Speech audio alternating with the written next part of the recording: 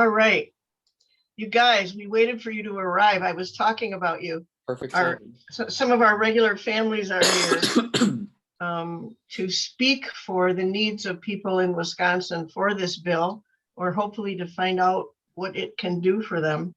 I want to briefly introduce everybody here, or you could introduce yourselves.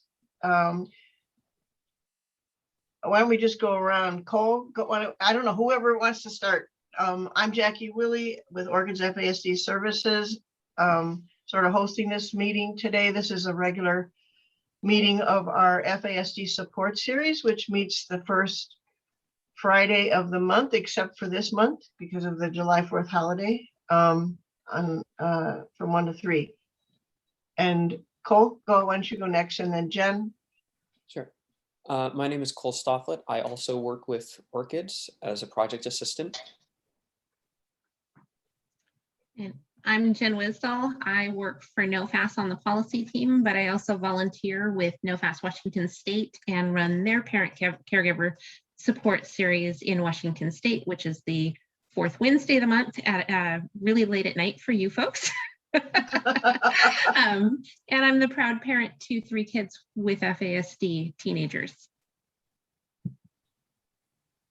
I'll go ahead and go.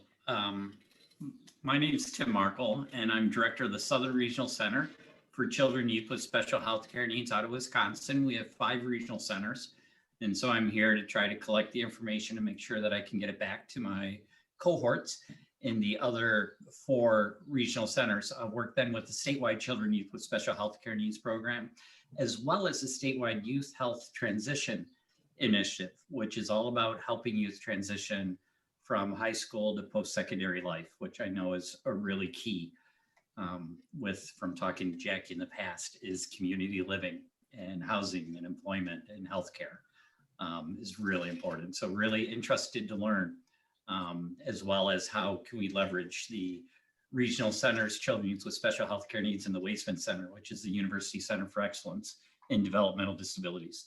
What can I learn here that I can take back to them as well? Thanks, Tim. Brian?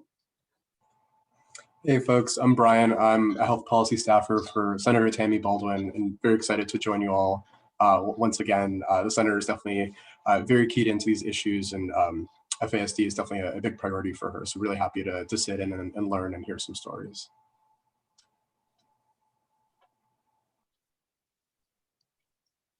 Kim, you're up.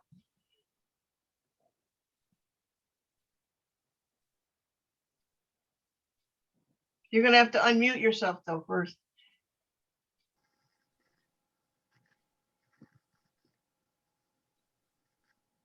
There.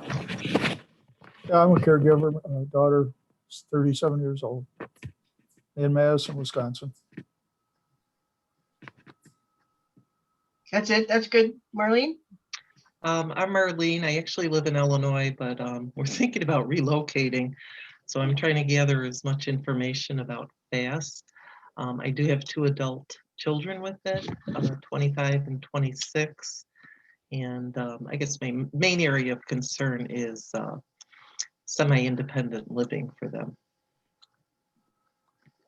Thank you. And I guess I don't always say this, but I learned about FASD about 12 years ago because I have a very close friend in a Wisconsin prison who was not diagnosed as a child and went through all of the secondary characteristics that happen when children are not diagnosed, and has been in prison most of his life. He's now 50, in his 50s, 54, something like that, and deals with this every day. And so we deal with the prison system and how he can understand the medical needs he has when he has to talk to the doctors there, and the rules in the system. And he calls me every day. So I'm kind of his support system and a good friend. So I'm very tuned into how the intersection between FASD and the corrections and justice system is occurring, and how we can prevent people with FASD from using the correction system as a residential treatment center for them. We have better ways to deal with FASD than putting people in prison. And they're not geared for understanding it. But anyway, that's part of the bill. That's a very important part of the bill, which we're going to go through today. The intersection between the corrections and the whole justice system from beginning to end. So thank you, everyone, for introducing yourself and for being here. This is not our normal setup, but I want a topic because normally we have a chance for people to share about what's going on in their personal lives and at home and how FASD is impacting what's going on, as well as what's going on for them personally.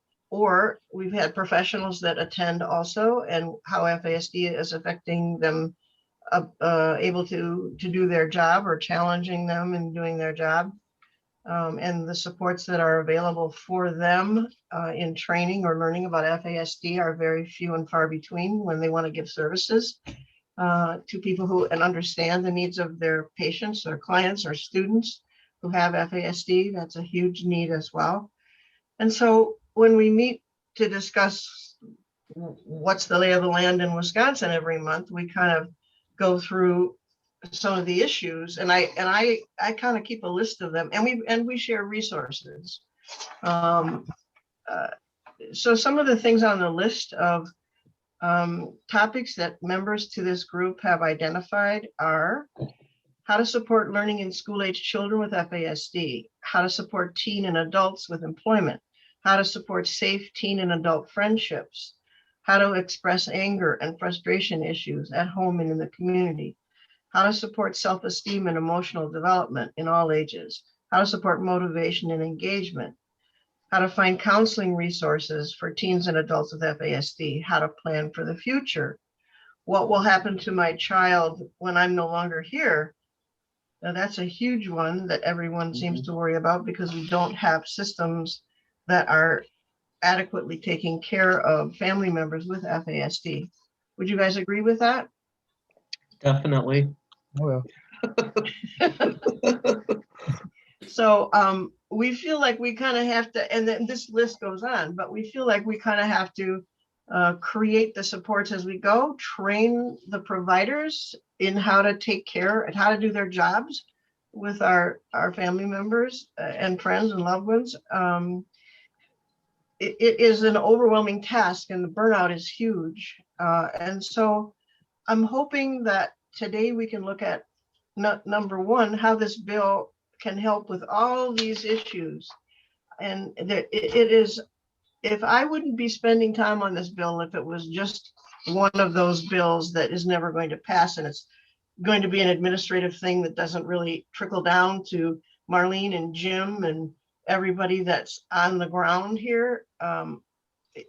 When I look at our list and the things we've asked for and talked about having in Wisconsin that would make a difference, things like respite care, things like training for our providers, things like people, just awareness of FASD and not trying to diagnose it as something else or convince you that it doesn't exist or you can't talk to your relatives about it because of the stigma. All of these things are addressed in this bill. So it's like, why do we go round and round continuing to say we need services when we, without having anything to do about it? And this bill provides us, and that's why I want to go through it, because I really haven't gone through it that carefully. Reading legislation is not my, I'm a good reader, but you know, it is really hard to do. And I read it and I reread it. And I've boiled it down into a chart, which I want to go through with you, that to simplify it so we can see exactly what that bill says. It has 62, I think, pages in it. And every one of those pages has something important on it. It's not a bunch of blah, blah. So my agenda for today, and you know, please don't leave, but when you hear, my agenda for today is to go through the bill and really be able to tell other people how this part of the bill will help my family. This is what I need. And the second part of it is, how can we position Wisconsin to be ready if this bill to help the bill pass? And then when it passes, there's all kinds of information in the bill about how states can apply for the money, apply for the grants, how community organizations can apply for the money, what the bill is going to do to help meet the need of the state. But the people in the state have to meet the money that's coming down from the bill. You have to apply for it. This is how I understand it. And Jen is going to tell me if I'm wrong, and Brian can tell me if I'm wrong too. But I want Wisconsin to not be sitting around with, on their hands if this bill passes and the money is ready to be given out. There's a lot of stuff that has to be in place, like a task force. There is, we'll look at it in the bill, but it's the stuff that we need. It's kind of overwhelming. And so I want us to start to think about if we could put our energies into preparing some of our child welfare systems, the Weissman Center, the other current agencies that can incorporate FASD into what they do, become FASD informed providers. And so we're not reinventing the wheel. We're just having people that deal with developmental disabilities and already provide services include FASD in that. So it's doable, you guys. We can do this. Right, Brian? We're going to do this. You're going to help us. Brian, you said you had to leave in about 15 minutes now, right? Probably more like 12. Sorry. Okay. While you're here, can you please tell us how we can help you or you can help us to help make this happen in Wisconsin? First, of course, the bill has to pass. So is Senator Baldwin seriously considering co-sponsoring the bill?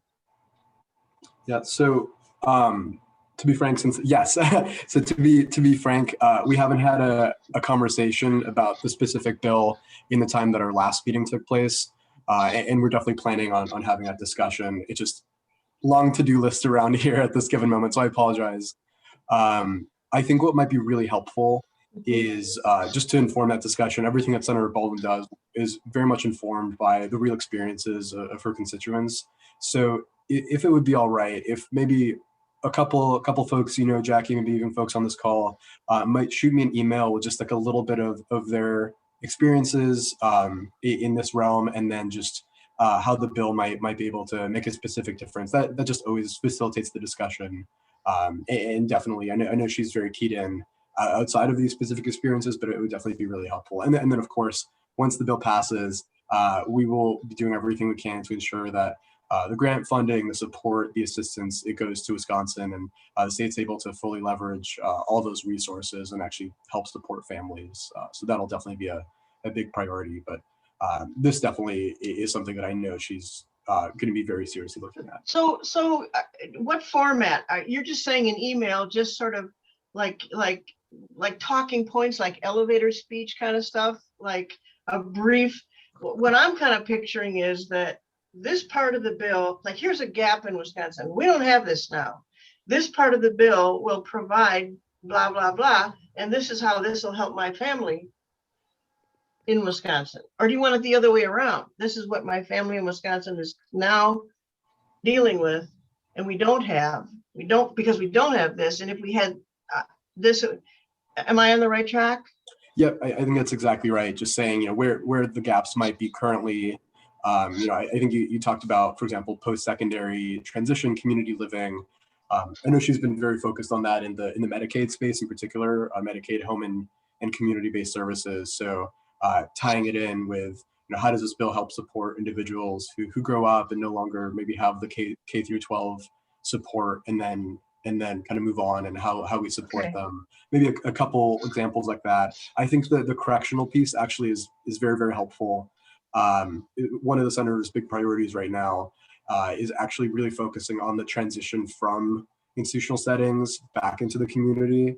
She has a bill she's actually working really, really hard to get passed right now that actually allows the restart of health insurance and other services prior to an incarcerated person's release. And so the goal would be really just smoothing them back into the community, into addiction treatment if they might need it, into social services. So that kind of connection is helpful too. And then and any other gaps you kind of see. And I don't mean to give you a lot of work here, but No. kind of brief things like that would be really good. We live the work. So I'm just, I want to make sure we focus what we're trying to tell you to make it be useful to you. Jen?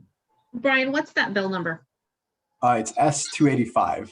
It's Thank one you. of the few that I have memorized because it's something we're working on a lot right now. It's called the Medicaid Reentry Act. Okay. And you can also memorize S2238. Just I am writing that down. Yes. Next time you'll quiz me and I'll get it. Yep. Fantastic. Thank you. So just really briefly, I'm currently working, I've been working for 2 years with an individual who bounces back and forth between corrections and reentry. He has Medicaid. He can't find the providers that Medicaid will pay for. So, you know what I'm saying? He can't, the providers that know what he needs, that know FASD, if they're not able to treat and provide either medical, mental health, community services, if the money isn't being used because the providers aren't trained in FASD and they don't recognize it, we don't have diagnosis in it. Diagnostic capacity is so low. We have one person in Wisconsin that diagnoses FASD for the whole state, children and adults. Is that so? And I think both of these problems are real in a lot of segments of healthcare provision. Is it that the providers who do understand FASD aren't Medicaid providers, or is it just that there's no providers that really are trained or informed? The second. Okay, that's helpful. Yeah, we don't have people that know about it. We need the national permission and attention on it for the medical schools to start teaching it. The medical schools don't teach it. And it's more prevalent than autism. There's more people that have it than autism in the medical, and we think it's stigma. We really don't know what the barriers are. So looking at surveillance, which this bill looks at, will ask the providers to survey how many of their population that they provide for might have FASD. So this bill starts from the ground up of trying to identify how many people in the state we're talking about. And just to sort of add on to that, we don't have exact numbers on how many people in Wisconsin have FASD, but we have some national figures based on research by some medical scientists that tell us that there are about 1 to 5% of Americans probably have FASD. In Thank you. Wisconsin, if we apply that to the Wisconsin population, what that ends up being is something between 60,000 and 300,000 people. So we don't have exact numbers, but we can take a pretty educated guess that it's a fairly significant portion of the population. And I'm guessing that unfortunately in Wisconsin, it might actually even be a little bit higher than the national average, right? Yeah. But we need to do surveillance, so we're not just guessing. And although the states has a program to survey autism, to have the providers survey who in their population and report to the CDC how many people we have with autism, how many people have cerebral palsy and other developmental disabilities.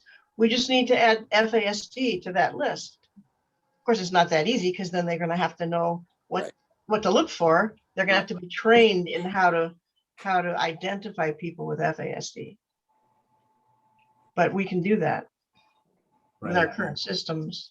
So that's just one example. It's kind of like a chicken and the egg thing. The doctors don't know it. It's not diagnosed, so people don't provide services for it. And so this bill is the comprehensive thing that when you try to attack it, it's like a thing of snakes, or nuts. You try to get it from one end and then it scoots out the other. And we need to kind of corral the whole problem. And this bill is really focused on many ways in which it's going to bring together a national task force to look at it and resources to the states to do something about it.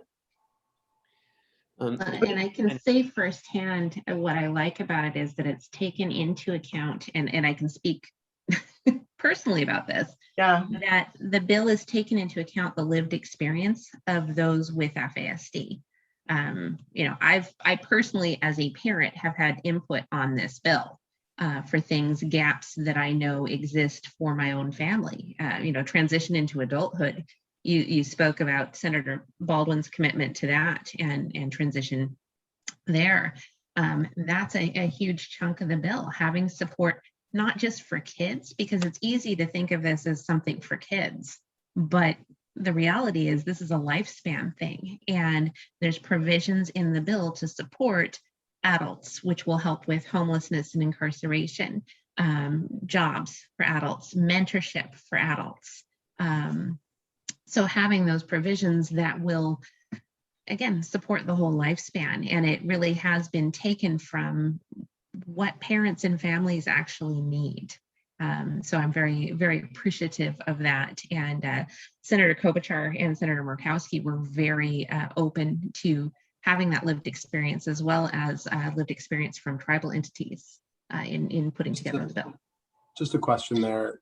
Were individuals with FAS participating as well, or mostly just families and parents? My own children included, yes. Great, okay. So yes, the voices were taken into consideration that were not just the care providers and the medical providers, but true lived experience. Yeah, I know sometimes we kind of run into problems, for example, in the autism space, where it ends up being caregivers or care providers and not necessarily the individuals. So that's helpful. Yeah, and I think that's really something that we're being very mindful of, given the sea change in the neurodiversity movement. We're being very mindful of that. And also because a number of our family members are dual diagnosed with as being autistic and having an FASD. So yeah, this is something that's very topical and top of mind within our community. That's really helpful. This is all incredibly helpful context. I'm so sorry. I am kind of Thank up you on time here. for your time. I really appreciate you making time for us. I would love to meet again, keep the conversation going, and hopefully give you some positive updates soon. Well, give us an update when you have had a conversation and you know more, okay? Absolutely. And I'm actually just going to pop my email in the chat. I think folks have it, but just to make sure it's there. And then we'll let you all get to it. Have a good rest of your afternoon. Take care. Thanks, Brian. You too. Thanks, Brian. Bye. And sorry, folks, I never mean to talk over the voices of others in communities. If we can get Senator Baldwin to co-sponsor, that's going to go a long way. And it's very encouraging that her aide was willing to be on the call. So I think you've caught her. And I think, Jim, your testimony that you gave a while back was exceedingly powerful and helpful. So thank you for that. If she's interested in reintegration from corrections, corrections doesn't even screen their inmates for FASD. They have no idea how many of their clients have it.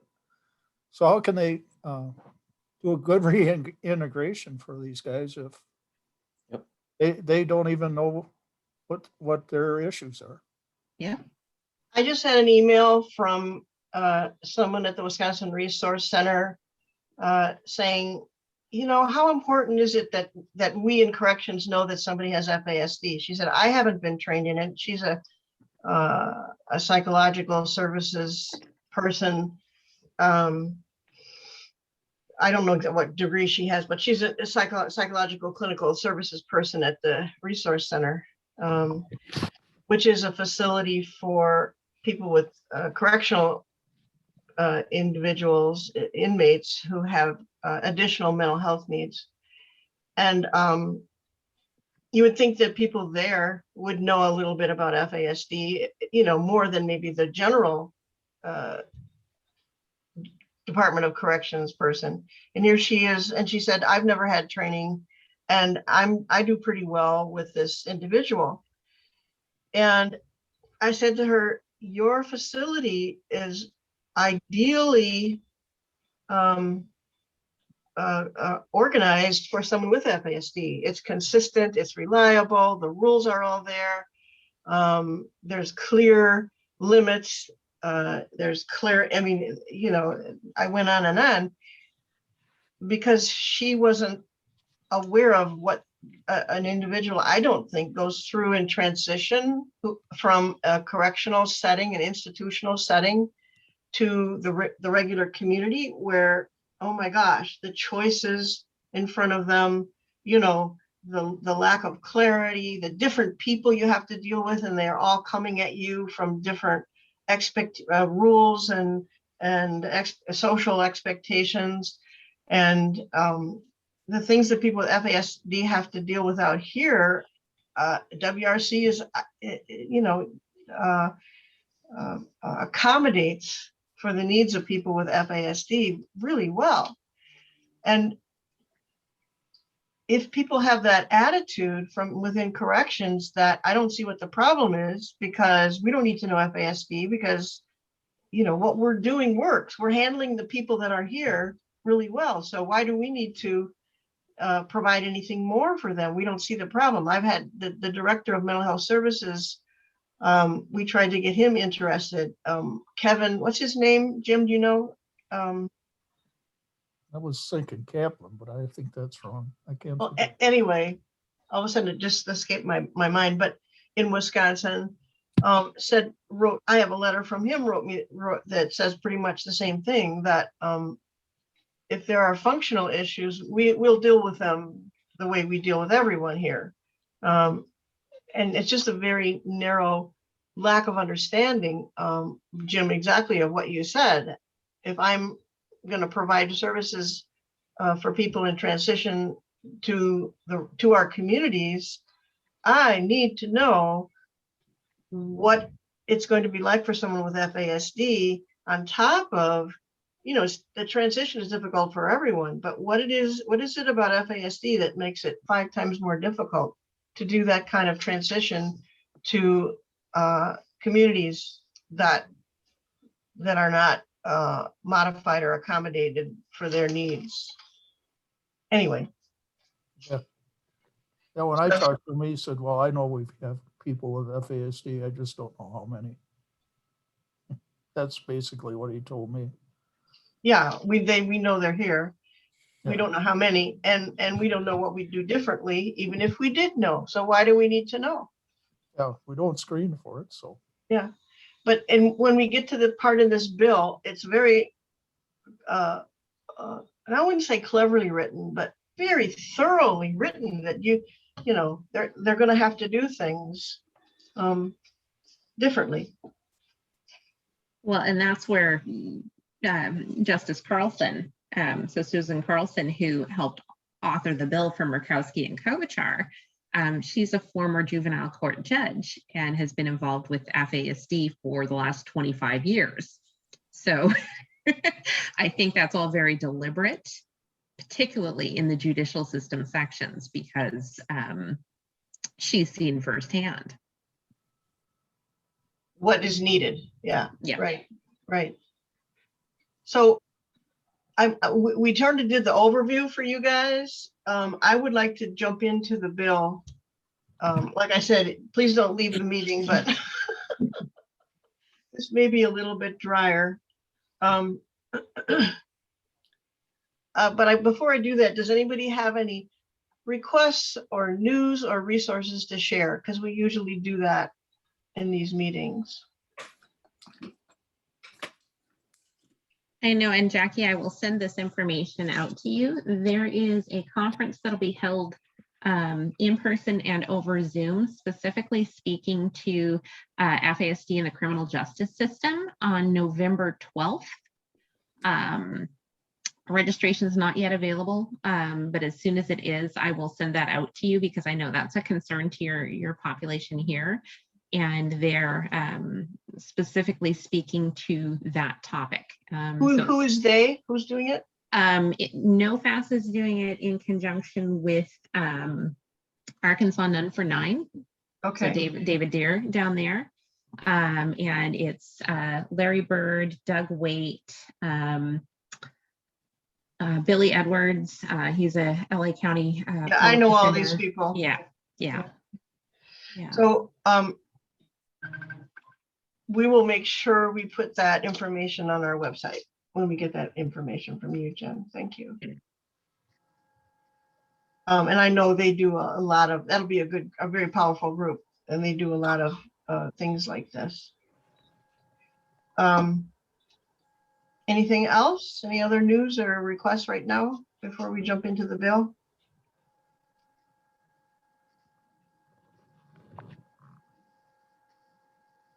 Okay, let me find where I have it. I have to do this. I have to do this. I think the first thing I want to do is I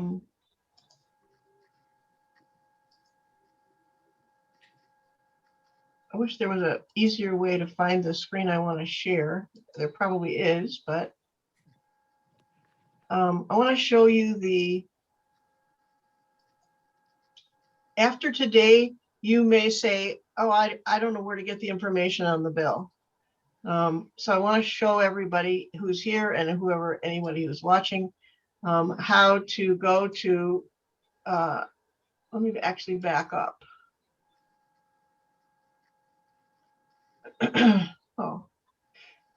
On the NoFAS website, well, I guess I'm not on the NoFAS website.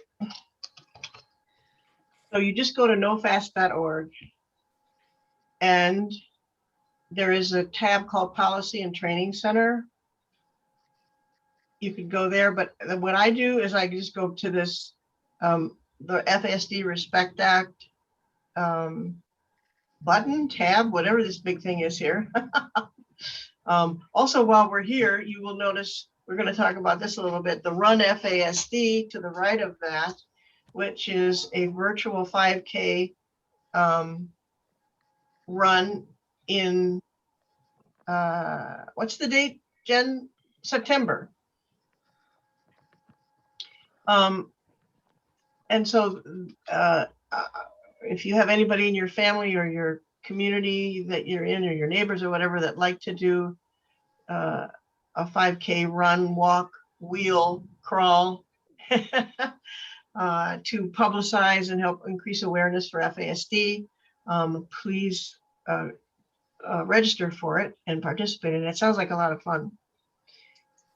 Okay, so I'm clicking on the Respect Act, and that takes me to the FASD, the NoFAS Policy and Training Center, which is part of the NoFAS website, but it's kind of its own section. And on the right,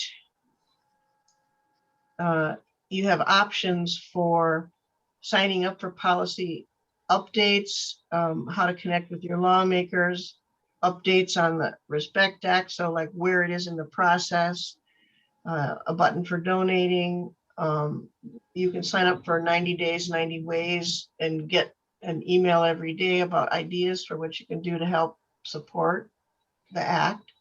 And then the run for FASD in September is tabbed here also.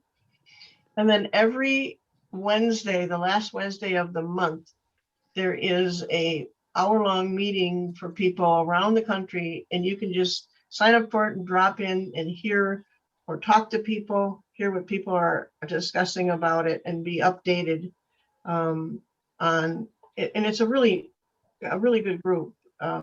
It's people who are advocating for the bill and who wrote the bill, and you can update on where things are at. That's the last Wednesday and then of the month from Now this would be Eastern time, I believe. I think it's 1 o'clock. Is that right, Cole? Yes, it is. Central time, 1 o'clock our time. Yeah. 1 to 2 Central time, 2 to 3 Eastern. So Cole's been attending those, and I went to the last one too. It was actually very energizing, encouraging. And I don't like this stuff. I'm going to be honest with you guys. This is not my thing. This is not my favorite thing. But I'm like, why am I having all these support series meetings and ignoring something that will really provide real support? I just can't ignore this. So, all right, now I also want to show you down here, there's 3 ways to enter more information as an individual, as an organization, or as a staffer.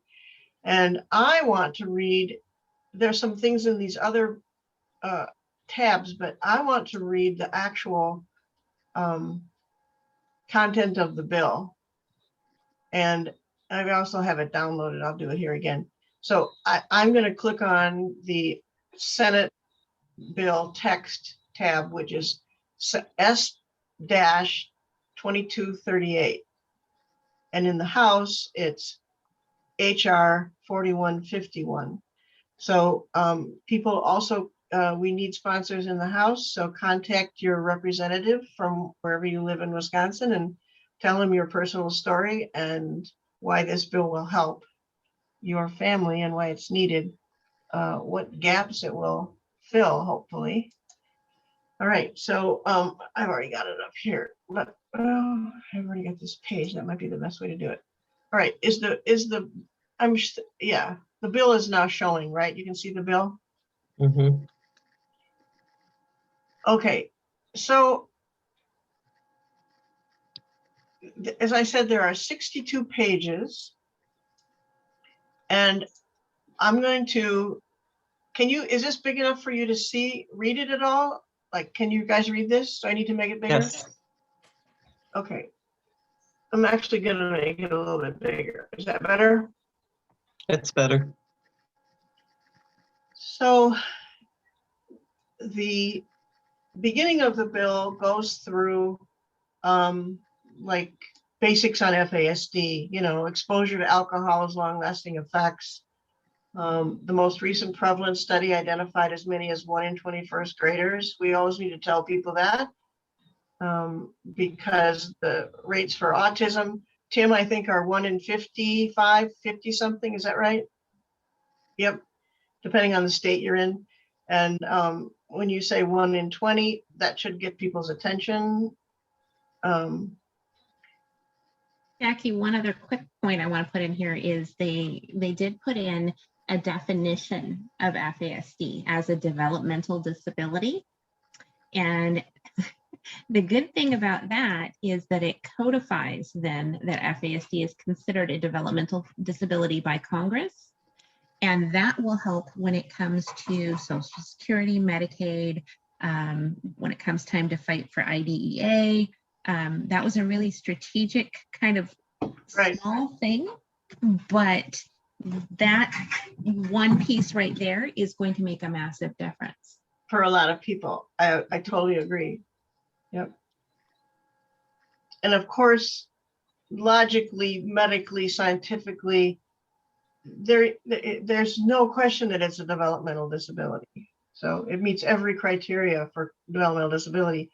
And we still have states that don't recognize that. So, and providers and people like that should know better. I'm so tired of arguing that point. What is it about FASD that does not make it a developmental disability? Tell me one thing. Okay. And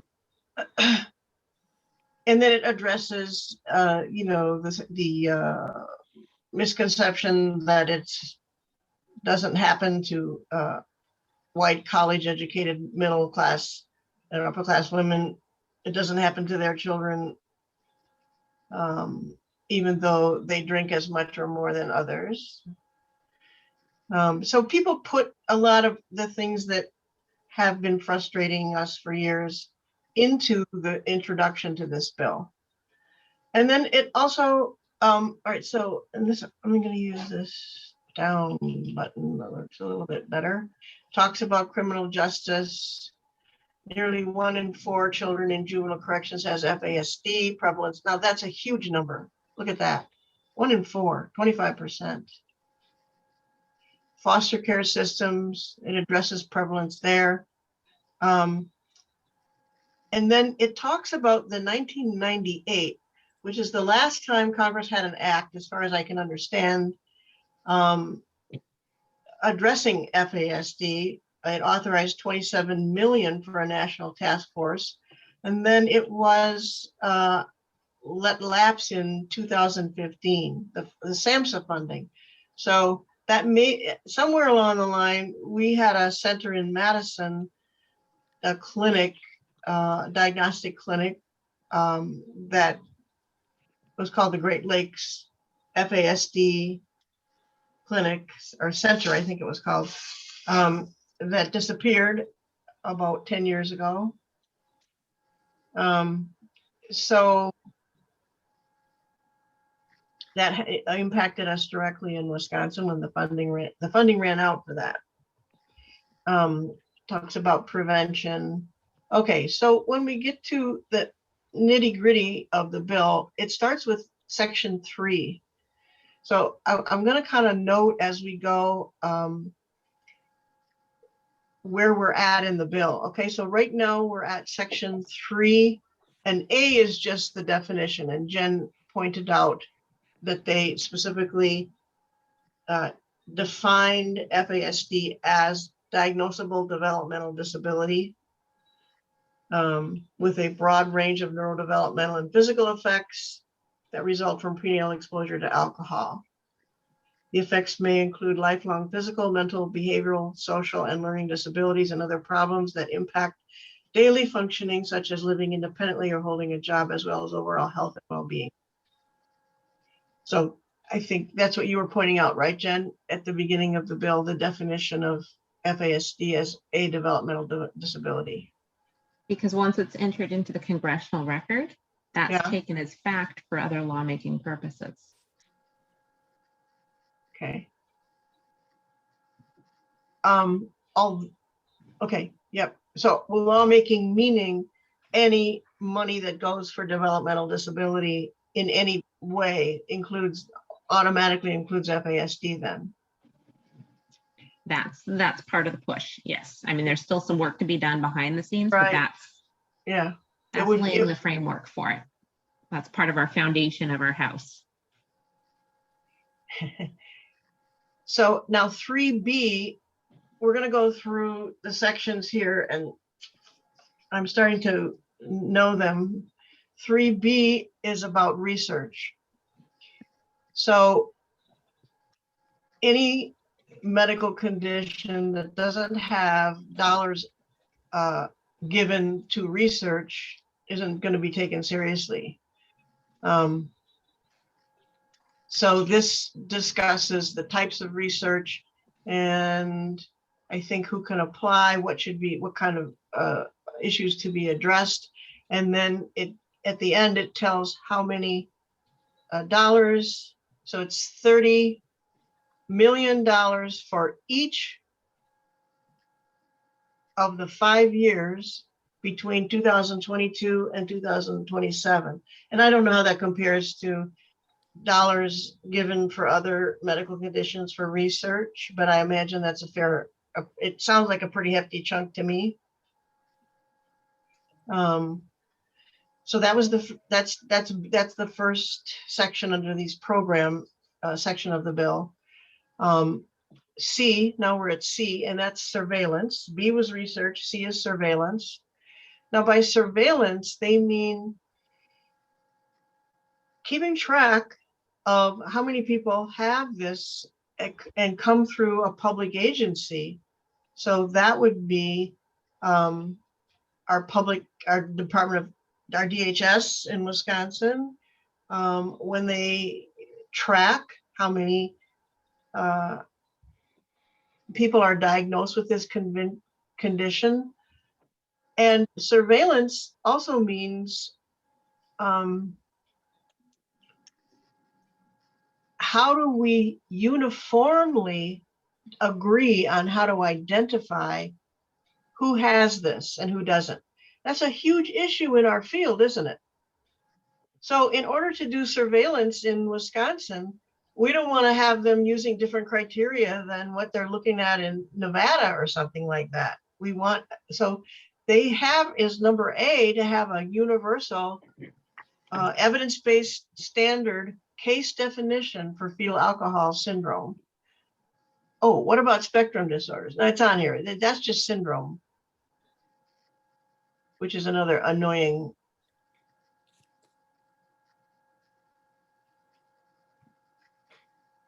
And refinement of evidence-based clinical diagnostic guidelines and criteria for all fetal alcohol spectrum disorders.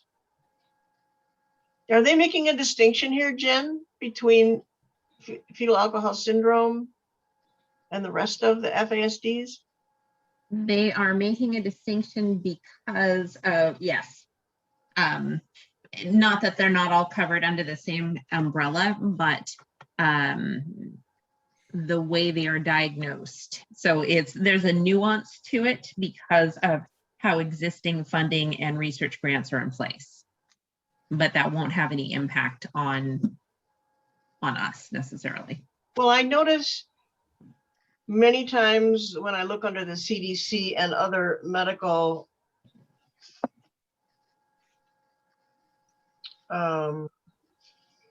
hospitals and clinics and whatever, and I see what do they have for FASD. They have FAS, but not Right. FAS. And that's because the CDC funding to date has only covered FAS. And what we are doing with this is adding FASD and the spectrum into that CDC funding, because this whole surveillance public health piece, this is all governed by the CDC. So it's, like I said, up until now, the funding really has been in code just for FAS. This bill is updating that and saying, no, it needs to be for FASD. And so they're keeping the FAS in there, so it's still clearly notated, but it's adding more for the full spectrum and integrating it in there. And it only makes sense to do that. So, Oh, yeah. I'm trying to understand the language, and if anybody wants to go back and read it again and see if I'm missing it, I don't know. I don't want to try to do that right now. If anybody has any questions while I'm going through this, I don't want to, just jump in. I don't want to hog all the conversation, because that's a monologue. That's not a dialogue. Well, I do have a question for Jen. That's, I watched your interview with Natalie Vecchione about this bill. So thank you for that. But my question is, I know last time there was a bill in Congress, we were asking a lot of people, family members, to send something to our senators and our House of Representatives to help support the bill. So I really didn't hear that mentioned. So should we continue to do that? We absolutely want to, but what we're finding is that when we actually speak to the senators and the representatives, to their legislative staff, similar to the gentleman that was on the call here earlier, that has more impact and can carry more weight than a bunch of letters directed to it. We find that they connect to the heart and the head of the issue, because for so many, our stories are day to day, right? Like we get it, we understand it. But if you're outside the FASD bubble, it's almost unbelievable. So yes, absolutely, there will come a time for letter writing campaigns. And if people want to do that now, absolutely. But because also most parents are kind of holding on by their fingernails, right? It's and not having a lot of bandwidth to be able to do this sort of thing. So if we try and break it down to the most economical steps, which is requesting a meeting, having a briefing call where I get people ready to and energized and feeling like they have the knowledge to be able to manage one of these calls. And then we do a call with the senator or with their staff or with a representative or with their staff. We are getting senators and representatives signed on as co-sponsors just from that. And once they're signed on as a co-sponsor, yeah, it's absolutely helpful to have letters of support, but it's kind of almost a done deal because they're already agreeing to support and sponsor by their co-sponsorship. So it's taking a little bit of a different approach to it, recognizing that we as parents don't necessarily have the bandwidth. And so, but absolutely, both are totally valid ways of going about it. We're just trying to be a lot more direct and hit them where they are. Yeah. Well, and I know, a lot of my, previous coworkers and friends and family members don't have a whole understanding of FASD. So they wouldn't necessarily want to meet with someone. But if I could say, write a letter just to demonstrate your support, I think they'd be willing to do that. And that is super helpful. Absolutely. And definitely, we want to do that. It's more for the parents and the family members, the people who do understand it. We want to try and get those meetings set because we find that with those meetings, it is extremely powerful and it gets the job done far more quickly and efficiently. Okay. So both is great, but I really appreciate the feedback that I need to give a better message on making sure we're doing those letters of support too.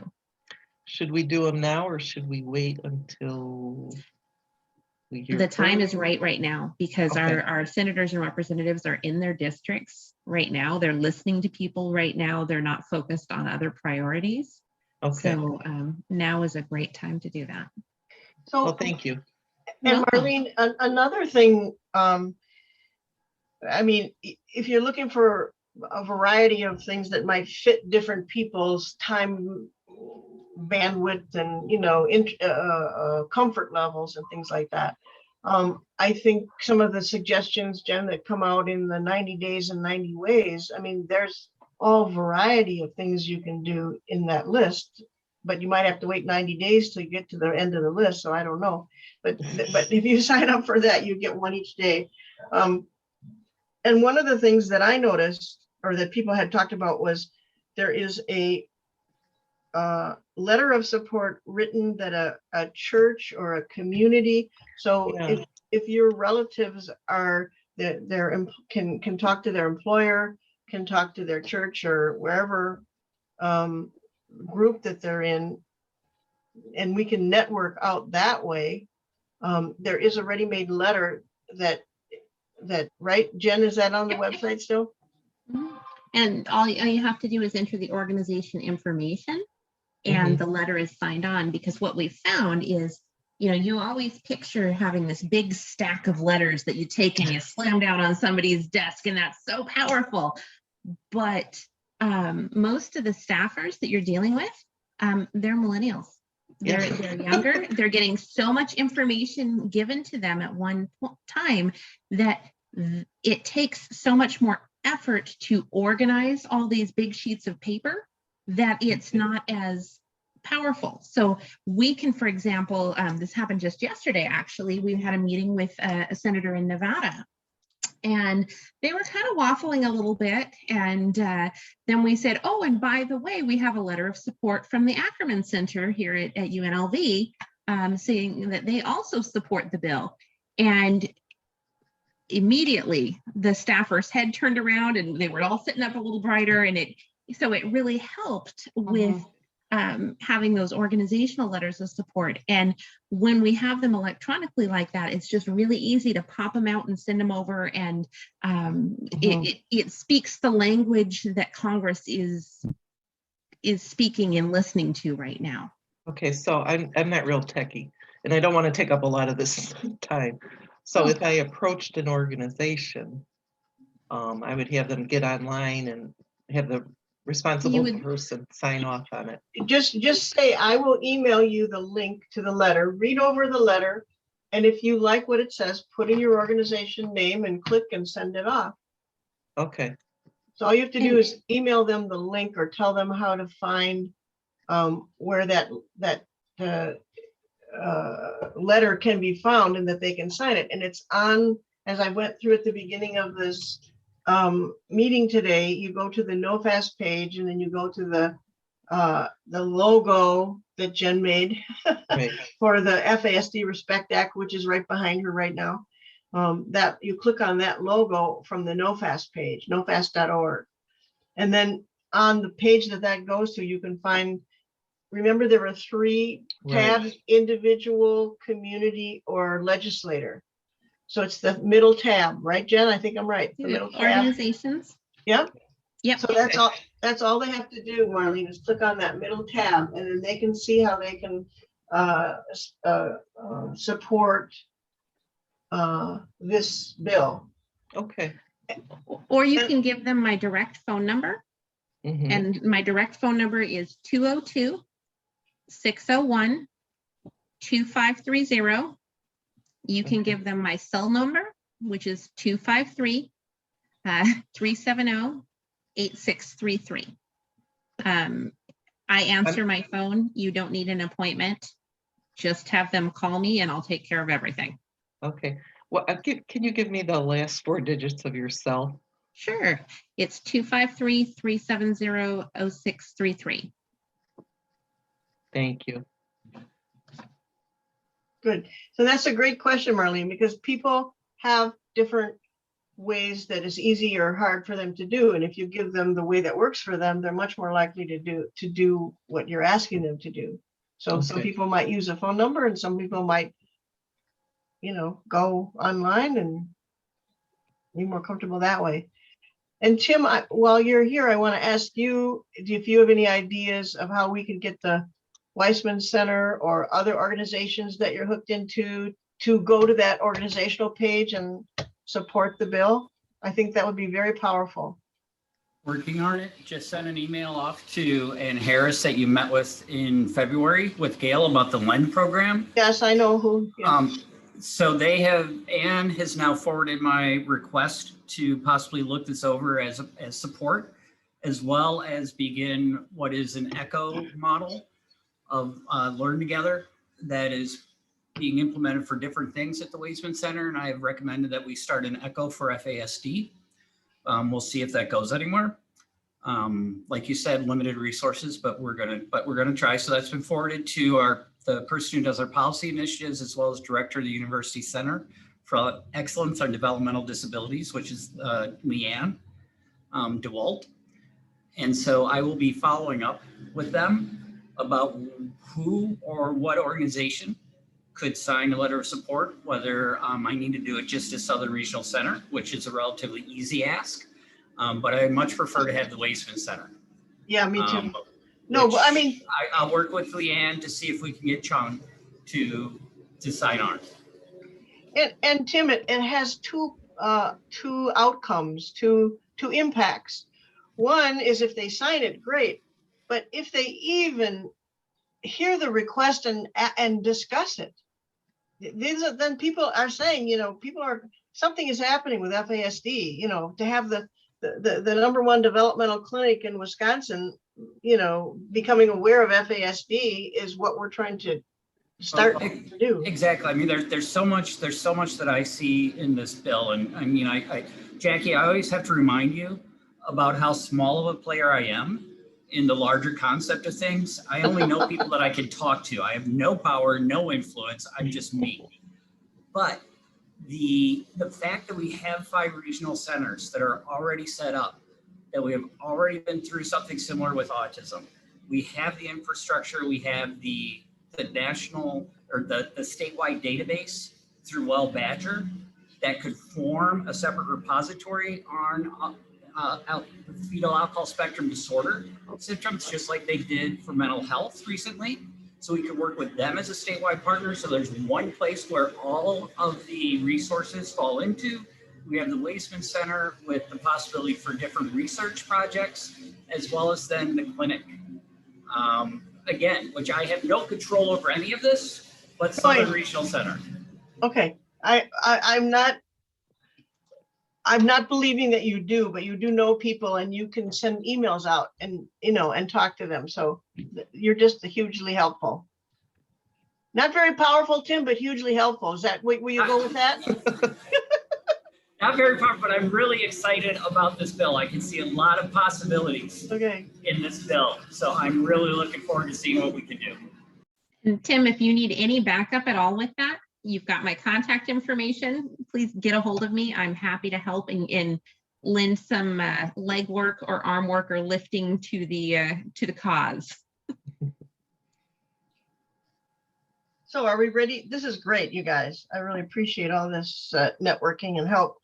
And I want you to be really, I think it's important for you to know what's in the bill so you know, as Tim is already doing, who is going to be affected by it that will be interested to know what it says and how it might help them.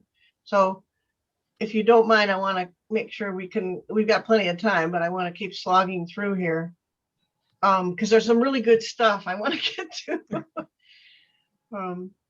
Okay, so we're in B now. This is capital B under small b, which is talking about how they're going to accomplish the surveillance. So the first part was we're going to have to decide on how to work together on what is FASD.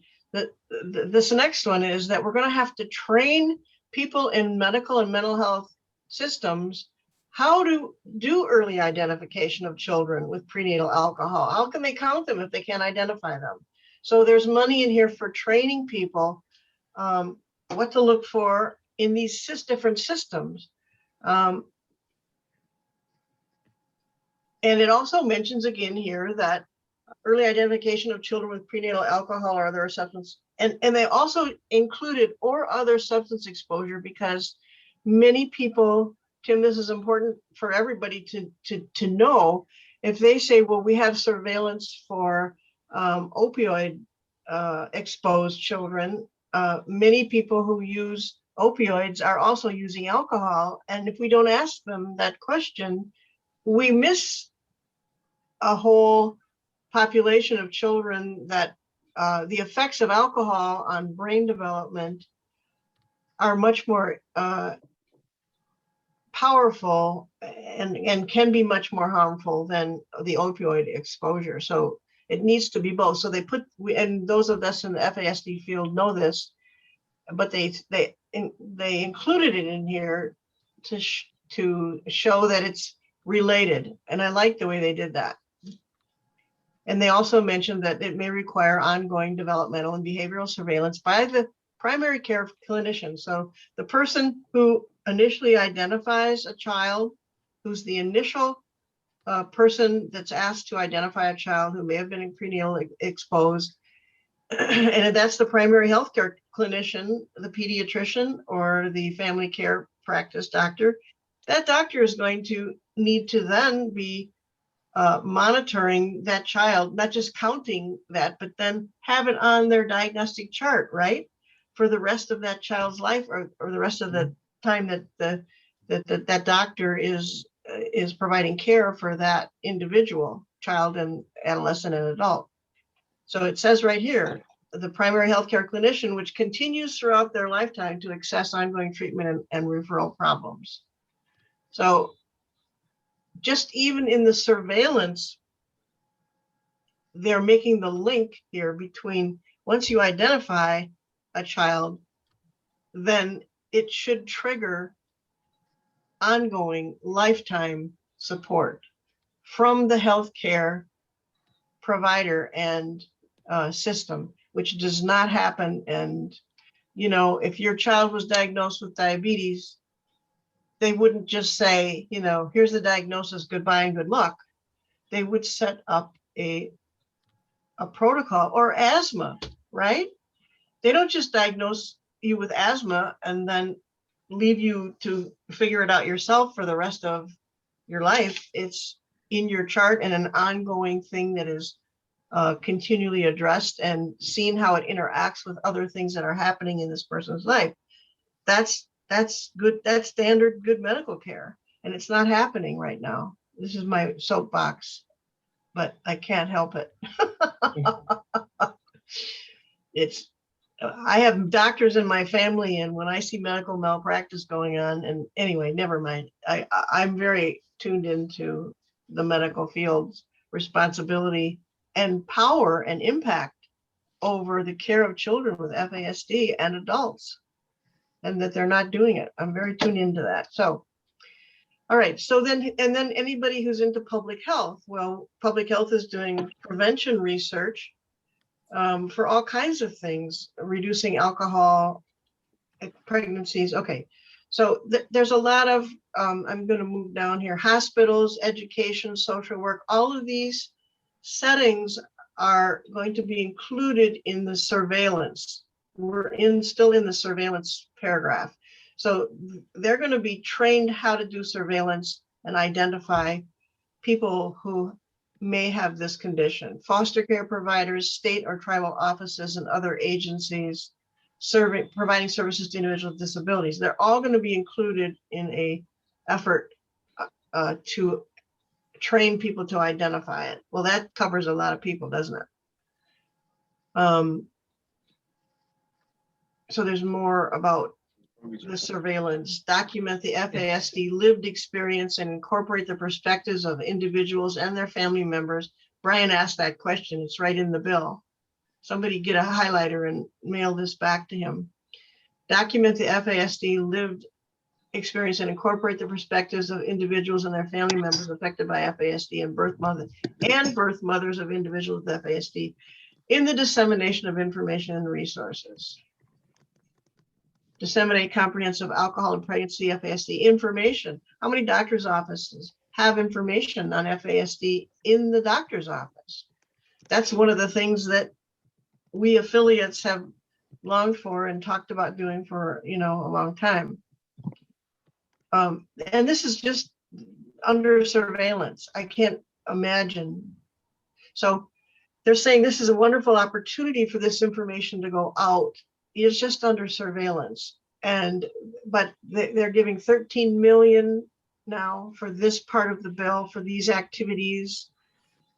This is going to be divided up among all of the states, for 5 years, 13 million a year for this aspect of the bill. All right, and we're not done.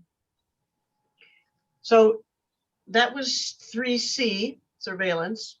3B is research, 3C is surveillance, 3D is building what they're calling building state and tribal FASD systems. So this money goes to the Department of Health Services to develop systems of care for 1, prevention of FASD, 2, identification and treatment,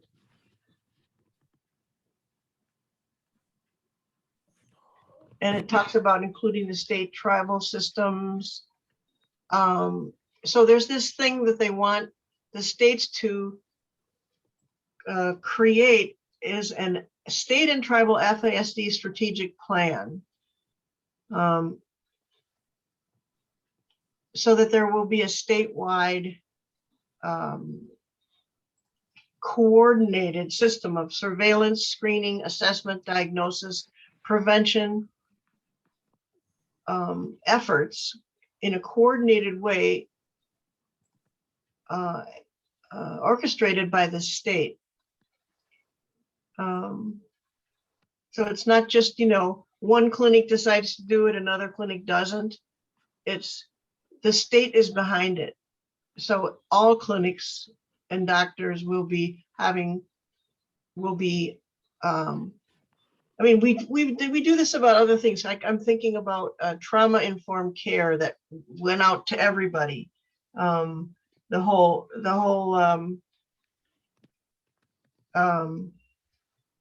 COVID effort was a statewide effort. And then, they have their people that have to respond to what the state asks them to do. So the state is being asked to integrate programs for prevention and intervention into Medicare, Social Security, maternal and early childhood health, economic security, food and housing, education, justice and corrections, mental health, substance use disorder, child welfare, developmental disabilities, and healthcare. All of those state systems will be asked to have a representative that will be telling the state, how does FASD impact what you already do? This is my understanding of the bill. If I'm wrong, Jen, you just jump in here. You're not wrong, but it's definitely integrating all the different state agencies and encouraging states with funding to integrate FASD as a coordinated effort between all of those different state agencies. And also is giving funding for, because without funding, it doesn't happen.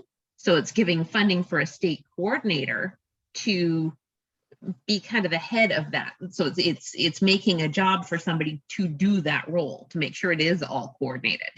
Yeah, it's paying for the person to do that. Yes. Yeah. Whose job it is. And here they also emphasize that it's an across the lifetime. So part of the state coordinator's job is to identify across the lifetime issues for individuals and families related to FASD and other adverse conditions related to prenatal substance exposure, including historical, cultural trauma, child abuse and neglect, mental health, and substance abuse disorder. In other words, it doesn't make any sense to treat these as separate conditions when they overlap in people. So if I'm a person, you want to look at me as a whole person, right? Not, I've got this, I go here for this thing and here for that thing, and these people don't talk to each other.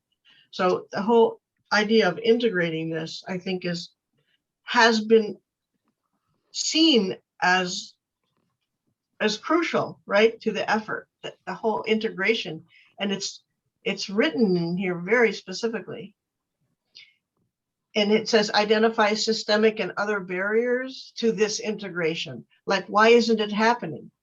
You know, FASD is not integrated into other systems. And then what are the barriers?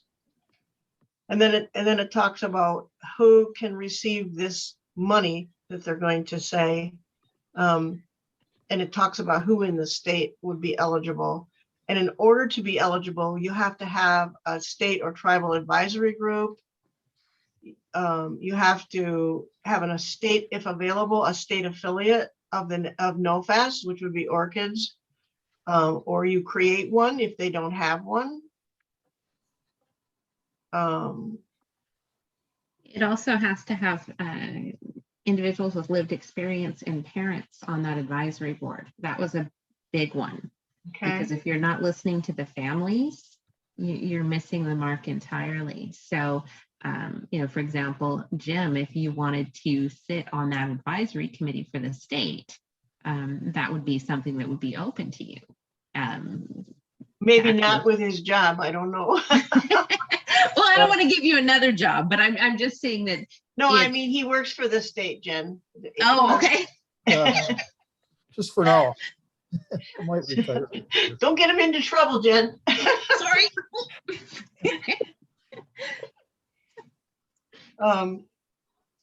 Yeah, I might retire this year. Then that. Then you could do this for full-time. Hey, Jim. Yeah.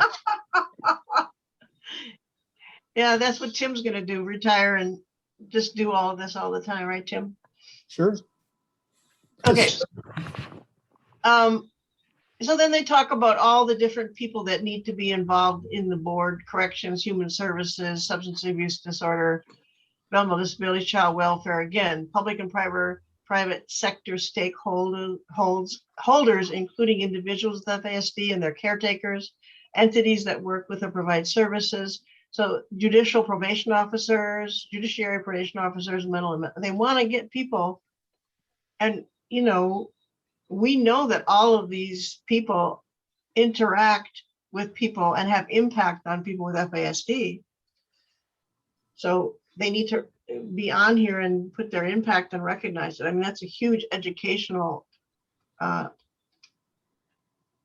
result when you get them to start thinking about what the impact of it, I mean, how they interact with people with FASD, what they hadn't thought of before. All right, so then we need a development of a state or tribal strategic plan. And then what's going to be in the strategic plan? It's really good stuff. Read it on your own. Very thorough and inclusive. The strategic plan requirements for what's in it. Okay, so who can apply for these funds? What needs to be involved in order to, this is a nice list of, let me go back and see what this says. Amounts received under a grant, contract, or cooperative agreement under this subsection shall be used for one or more of the following activities. Okay, so then it goes through the activities: diagnostic, educational, establishing an FASD supportive surveillance system, including FASD information in state. So if you just wanted to include information in your state, Tim, the Weissman Center could do, most of these things, or the Southeast Center could write for a grant to do parts of any of these things. They already do a lot of this. Replicating culturally aware of best practice FASD prevention programs, training primary care and other providers to screen for prenatal alcohol.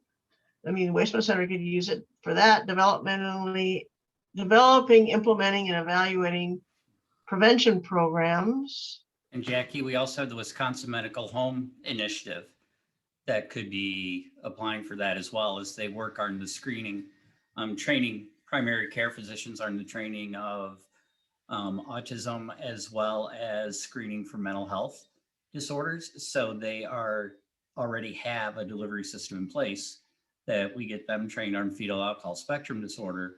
Then they can go into the primary cares and start training primary cares as well as part of their mission. I'm speaking for them, of course. Yeah, but I've been aware of them for a long time. I had them on that panel that you spoke on, people from there, because I wanted them to know about FASD as well as tell us what they did. So how much money is going for all of this? Look at all these things that you could do. You guys can read all of these things. There's a lot. I want to get to the money.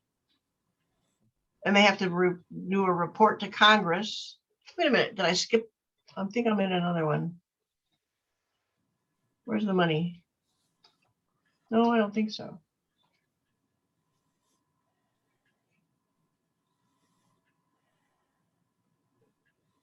Here we go. $32 million for this part. This is a huge one, though, I think. And I made a chart so that we can compare what money is relatively going to the different sections for each of 5 years from 2022 to 2027. And then it talks about how much will be set aside for administrative and employment expenses, which is, I think, important. Right. And then, okay, so then that was D, which is building state and tribal FASD systems across the lifetime issue to address lifetime issues. All right, now we're in E, which is community partnerships. So to get this chunk of money, you don't have to be a state or tribal agency. You can be a healthcare provider, a primary or secondary school, a social worker, child protection service provider, an incarceration facility, or juveniles or adults, an FASD organization, a parent-led group, or other organizations that supports and advocates for individuals with FASD and their families, an Indian tribe, an early childhood intervention facility. So those people can also apply for grants to do activities such as integrating FASD informed and culturally appropriate practices into what they're already doing. So a doctor that wants to include this in his practice can write for a grant himself, him or herself. Conduct a needs assessment to identify services not available. Implement initiatives to screen and assess, disseminate information. So if you want to create a lot of pamphlets to put in doctor's offices. You could write for that. Do a public awareness campaign, provide mentoring or other support to individuals with FASD and their families. So you could be a service provider that wants to provide mentoring. And this is $5 million for each year of those 5 years between 2022 and 2027.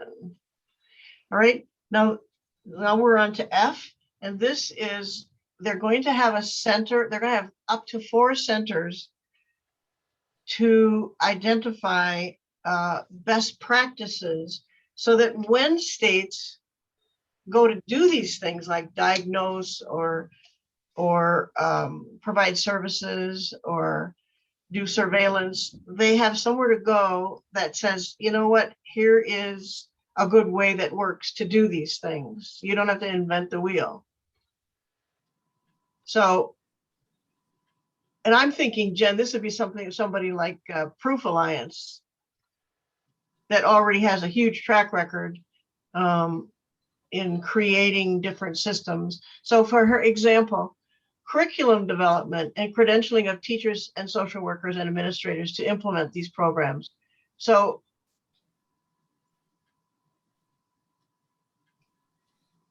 if we expect a school to start serving children with FASD, where do they learn how to do that? So they can be writing a grant to create curriculum. And if they want to do that, they can go to this best practices center and say, oh, well, what are evidence-based approaches to educating children with FASD? So the information about how to do these things is going to be collected in these centers. And I think it said, and then, so here are a curricula basically for educating professionals within all of these systems: child welfare, juvenile and adult criminal justice systems, judges, attorneys, probation workers, social workers, child advocates.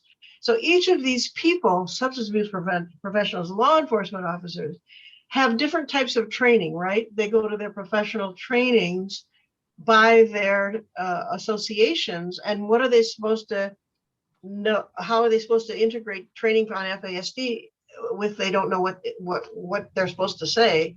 So this best practices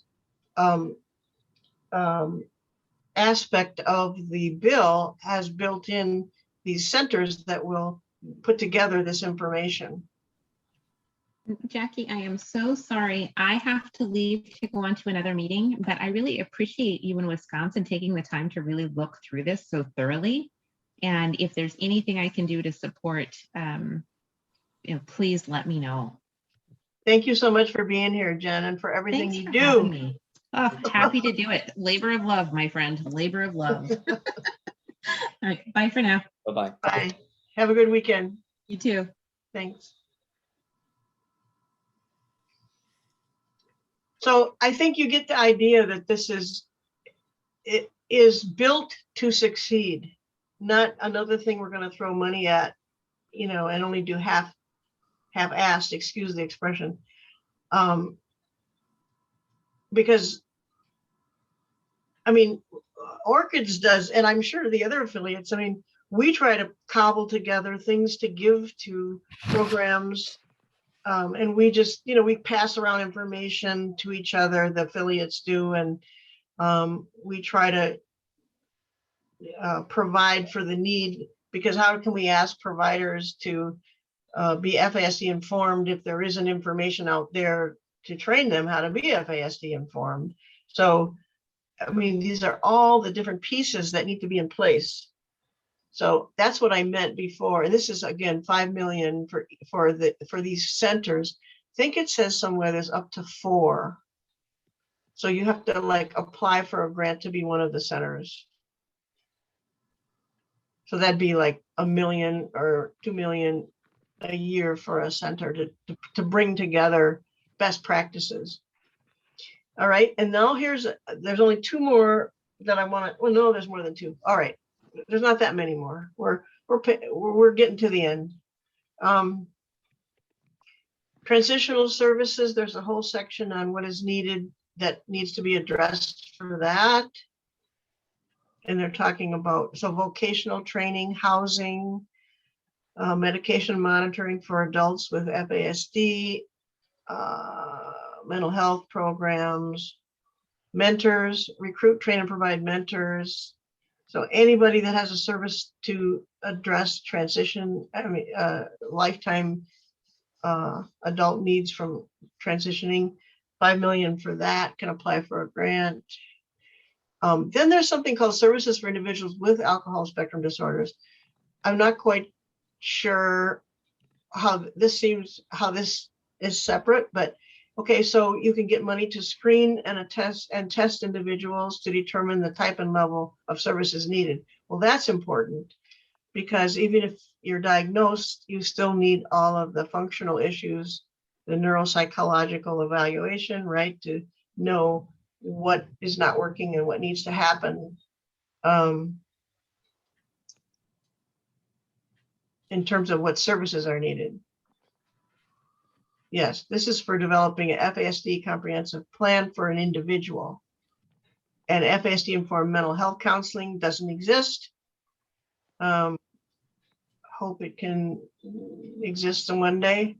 Provide FASD informed substance abuse preventive. Okay, so this is actually providing the services directly to individuals with FASD. That's what this is. If you have a program and you are going to serve people with FASD, there's money set aside for that.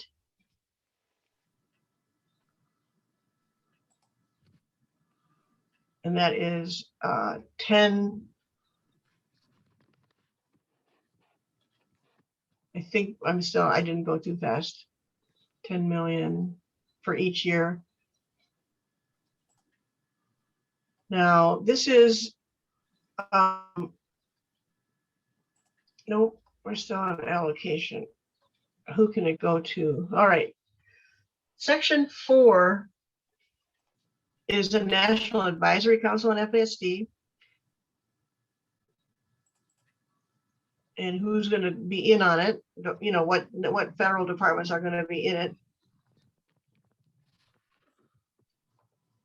And section 5 is something that's already in existence. An interagency coordinating committee is going to continue, but it's going to get money. I think it's already in existence. Cole, is that the thing, that interagency coordinating committee that you were interacting with? Does that sound familiar? Yeah, there was at one time, or yes, there is actually still. The full name is something to the effect of the Interagency Coordinating Committee on Fetal Alcohol Spectrum Disorders, or it might be fetal alcohol syndrome. But it's sort of the existing federal entity that tries to, as the name suggests, coordinate efforts between different government agencies. So that is going to receive money. So that's going to continue. Yes. And it has a track record, so it doesn't have to start from zero. And then there's going to be an FASD Center for Excellence. And I don't see how that's, I mean, they're going to work closely with the best practices people, I think. I'm not sure what they're charged with. Increasing FASD diagnostic capacity, public awareness. I saw your thumbs up. Resources and training. I don't know, intervention services and best practices. I'm not sure if somebody different gets this money, but it's all important stuff. Oh, I know what this is. This is the technical assistance. So it's not, it is as an agency, for example, the Weissman Center or a doctor's office or somebody or a school system starts to implement something. Where do they go to when they run into problems or barriers or whatever? So this is what they call this is the one that has the 4 centers for excellence, but they're providing technical support services. And then the final section is the Department of Justice, Education and Justice Programs. So it's actually just authorizing the Department of Education to provide teacher in-service trainings, FASD informed best practices in education. So this is money that will go to these two systems, state systems, education or Department of Justice. And okay, so that was education, 5 million for education. I think it's 5 million for justice. So prevention, identification, intervention, and services in the justice system. Develop screening and assessments.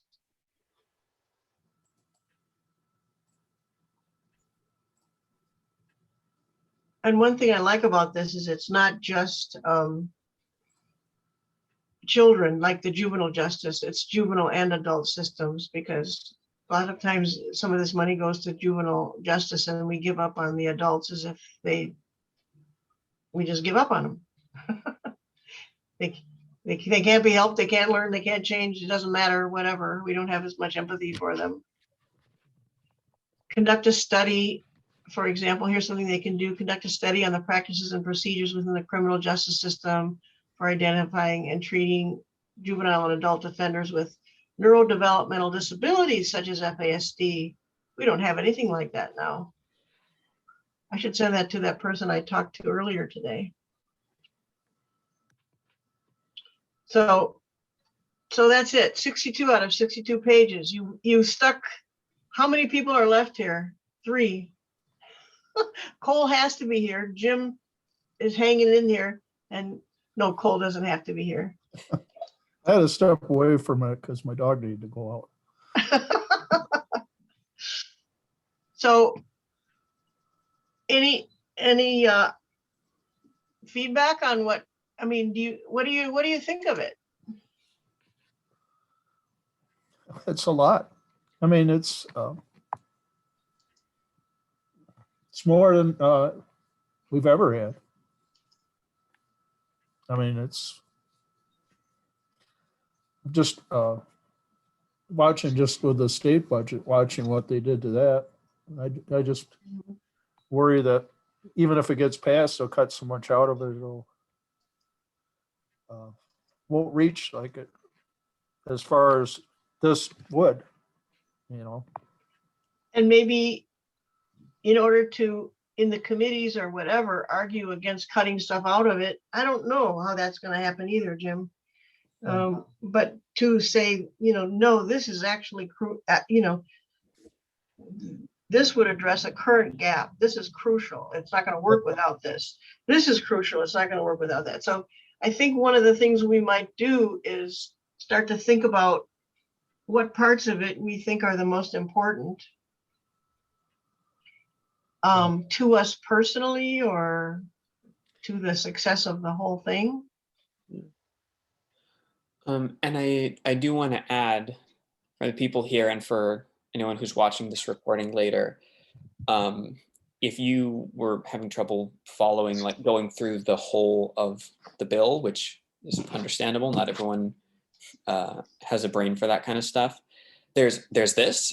There's also on the same page of the website, which I'll put in the chat in just a second, there's a summary section by section that just sort of, without all of the like legalese and the very long paragraphs and sentences, just sort of says, this is what this section in the actual bill does. And I'm gonna put that in the chat right now for anyone who wants to take a look at it. And that's on the No FASD policy page. Yes, that's on nofastpolicycenter.org. For individuals. I've got a couple of links that I'm just going to upload that might be, I think will probably be useful. And I actually found that summary not as cut and dried as I would like. So I redid the summary into a chart, and it goes through the different titles of the section 3B, 3C that we just went through, and it summarizes how much money for that section. And it says who the money goes to. So sometimes the money can be a grant to the state, like here 3D, that goes to the state. 3E goes to the community partners, can apply for it. Actually, it doesn't go to them, you have to apply for it. And that's one thing I want to talk about at some point as to how we can get our state ready to apply for some of these things. Or you can get your community partner ready to apply, because the bill outlines what needs to be in the application. It says, here's who can apply and here's what the application should cover. So there's no surprise about, there's no reason we can't get started. Of course, until the bill passes, it's only hypothetical, but I think the more we look at how it could impact us as a community provider or as a state agency or whatever, it also prepares us to get ready to apply for the money. If we're thinking about how we want to use it, well, how is it going to get from the federal government to a state? So this chart, I did an overview in the right-hand column of sort of what's covered in each of these different sections of the bill. And I don't know if this is an easier way for people to glance through which section was that Jackie talked about or that I read about the other day. It was all pretty confusing to me till I boiled it down into something where all the sections were laid out. This is just a 3-page outline of the bill and comparison of how much money goes to each category, which might be changed, right? Like your Jim was saying, might be cut back or cut out, or so there's a whole lot. I mean, there's 30 million and 32 million to parts B and part C. So the research gets a big chunk, and the grants to states and tribes to create these coordinating overview state initiative, I think is what I would call it, gets the most money in the way that this is laid out. I'm looking 5 million, 8 million, 2 million, 2 million for the Bureau of Justice and Juvenile Justice Delinquency. So that goes to a federal government agency, not a state agency, for the justice. I don't pretend to know that much about it. I'm just like saying this is what it said and how it actually works. We can ask questions, but this might be helpful. So I think Cole, we can maybe put this on the Orchids website as well. Do you think? Yeah, I think this will be a really useful tool. We'll have a section. We're hoping to make a section on the website for the bill. Yeah, for the bill, and put some of the tools together and what are the efforts and what are people doing, and maybe, I don't know, have conversations. I wondered if there were people that wanted to today say, why don't we get a group together? I'm really interested in this section. And I'm going to focus on this. So Tim, if you're already doing things. So if you can tell me what you're already doing in an email and say, like you told me verbally, but of course I did not write that down. But say, I sent out emails to these people, because then Cole and I can follow up with the LEN people and et cetera, and say, hey, have you heard? And, this is, what do you know about, we have our own overlapping connections with some of these people. So that would be really helpful. Right. And we know, research keeps telling us that the more you say something to somebody, the more likely they are to hear it. And so having it come from multiple sources is always a good thing. And I think that's a model, Tim, for what I'd like to do is that you're saying, I'm not magic, but I know a few people and I can send it out to such and such and such and such. And this is what I'll tell them, or this is what I'll direct them to do. And somebody else, I mean, like, I want to try to coordinate that. I think that Orchid should coordinate our statewide effort. There's no one else.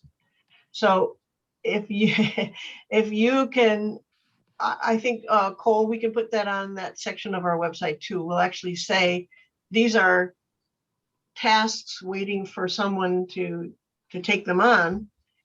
And these are tasks that are being done. I mean, people will say, well, I'm in a school system and I know the State Department of Public Instruction person for such and such. And I can, you know, we can write out tasks that would be nice to find, and then find a person. You know what I mean? Yeah.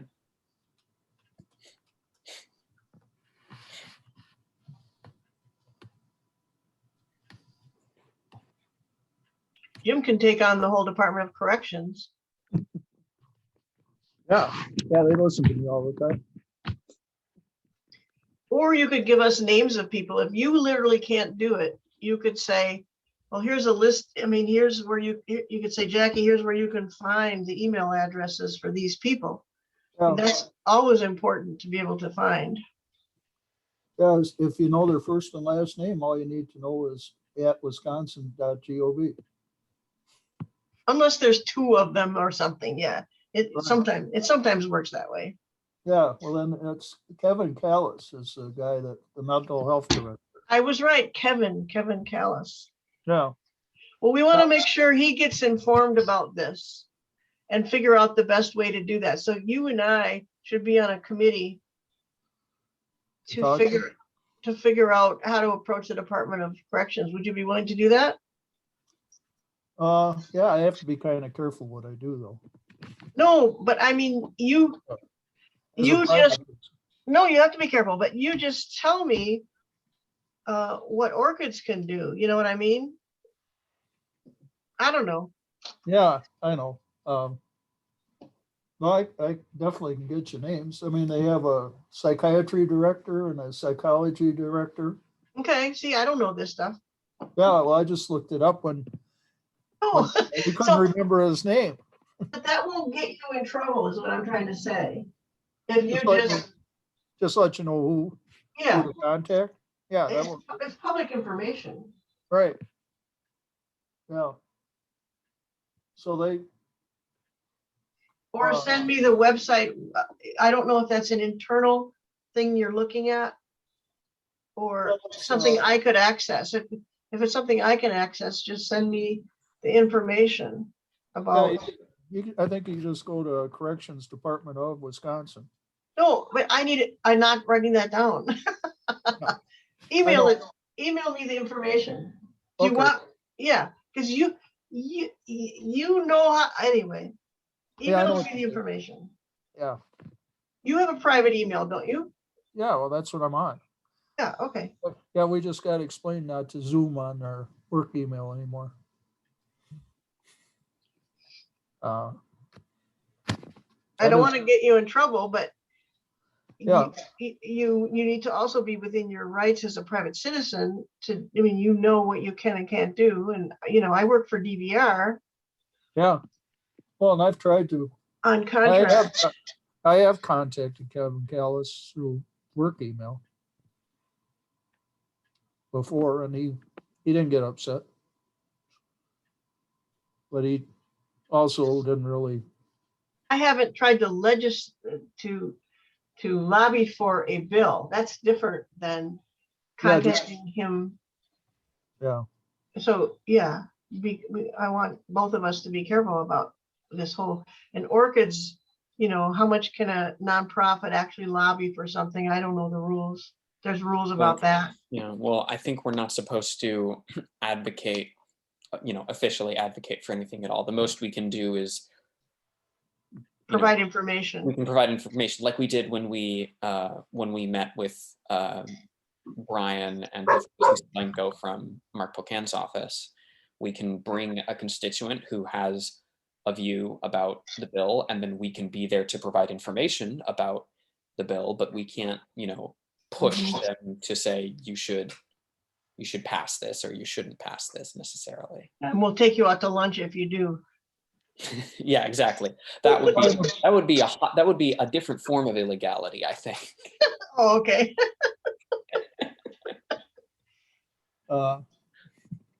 Yeah, like offer to buy them a beer. Yeah. Exactly. We don't want to do that. No. Stay away from that. But there are things that we can do. And certainly, Orchids is about advocating for and providing information about FASD. So we are following our mission. We wouldn't be following our mission if we didn't have information and provide information to people about this. So we have 10 minutes left in our 2 hours for today, and I'm very happy at least having a few people willing to sit through this, but I think it always helps me to have people, not be alone trying to figure stuff out, and have people taking parts of it and brainstorming. Does anybody have other ideas about what we should do going forward? That's what I'd like to end with here.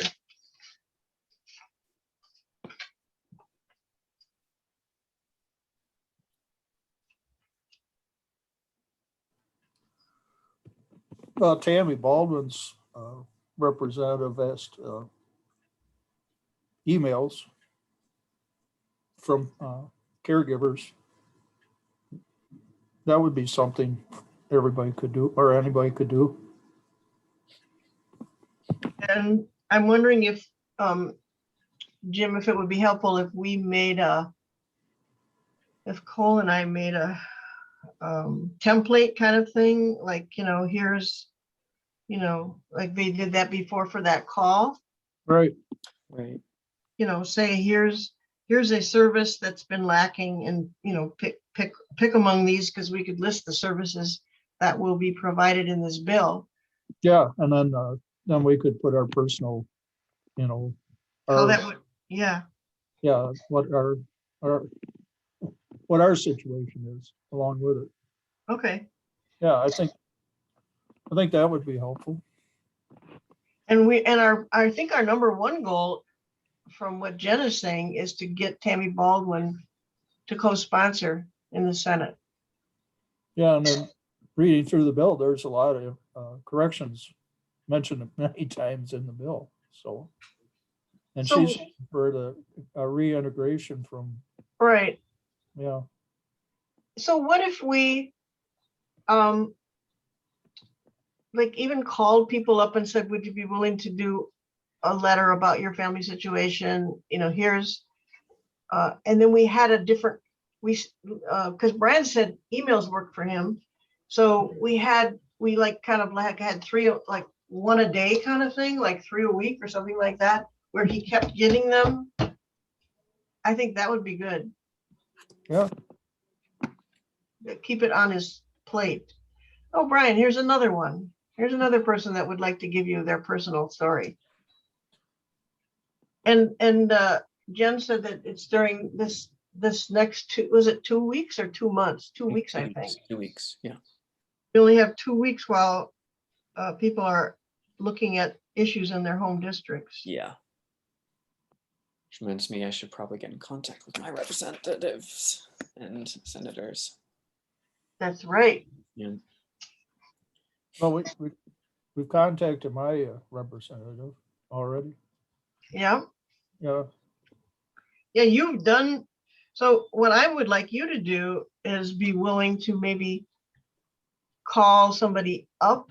Could you do that and just say, hey, that from our meetings, and say, hey, we met on Friday, and this is what will really make a difference. And here's the letter. Would you at least look at it and see if you'd be willing to just put a few things about your family into it, and here's where you email it to. Yeah. Was that yes, you'll do that? Who was I gonna call then?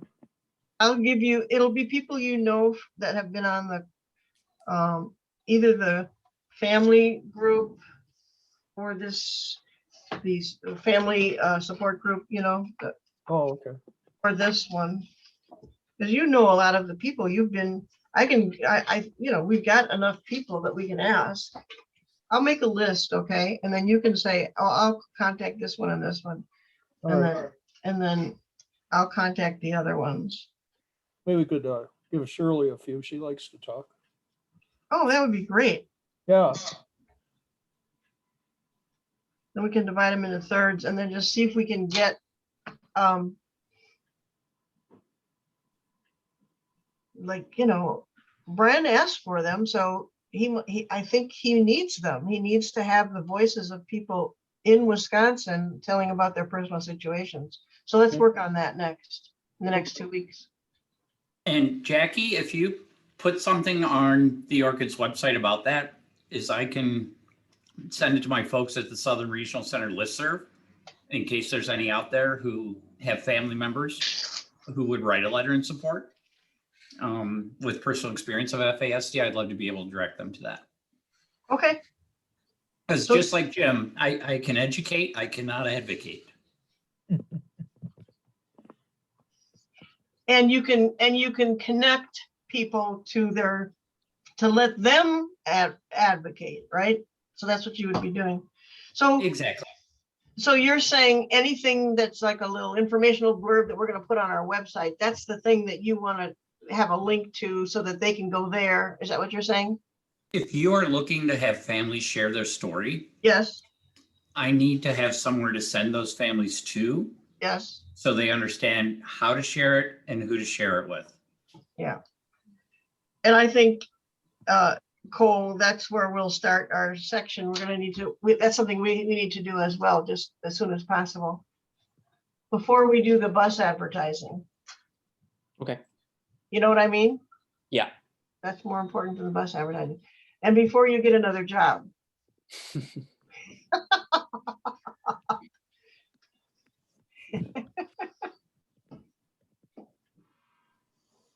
All right. Well, thank you, everyone. Yeah. Yes, thank you everybody for coming. I really appreciate you sticking through the 2 hours. I see the tribes have a tribal aging and disability resource specialist. I wonder if they'd have some information or have something with FASD. What about them? They have a tribal aging and disability resource specialist. I was just That's ADRC. So yeah, one of the ADRCs would have a tribal specialist. right. So yeah, I don't think ADRC would be the first place I'd go to. Okay.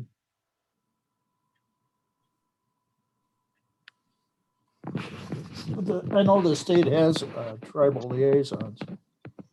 I had Yeah, well, you know, that's, and you know, yeah, the whole tribal issue, you know, is huge with me as well. But my understanding is that there's a lot of cultural issues around bringing this up, and I don't think, especially as you know, if for those of us who are not Native ourselves. well, including tribal people in this whole, you know, FASD services and whatever is something, just like birth moms or adoptive parents, you know, sometimes there's a feeling that they have their own way of looking at FASD, whether you're tribal and there's a stigma associated with Native Americans and alcohol, right? So the tribal way of looking at it and the adoptive parent have a view of FASD, and a birth parent has a different view of FASD. And those are all very sensitive issues yeah. that I just noticed that the tribes are mentioned so much in this bill. Yeah. Yeah. So, but I wouldn't go to the I wouldn't go to the ADRC representative. No, I would go to the Great Lakes Tribal Council. And I mean, there are ways to approach the tribes in terms of their clinics and their, and Exactly. So, yep, But- you'll want to work with Glitzy, but also DHS has, I Right. think they just hired a new liaison. yeah, I had a to friend the that tribes. was, So yeah, we're working with DHS's liaison to the tribes. I had a friend that was the liaison. Yeah. So that's definitely somebody to put on our list. Yeah, So I don't know how to find that person, but if you want to send that information to me, that would be good as well. If you just came across that, either one of you. So I'm going to make a list of people that need to be contacted, in justice and tribal communities and prevention and school systems. And, there's a whole list of ways to reach out to people. We'll just have to chip away at it. Haha. Chip away at our tribal connections. That was a joke. Yeah. All right. Well, thank you, everyone. We keep having more ideas. Maybe we should meet again and have more conversation about this. But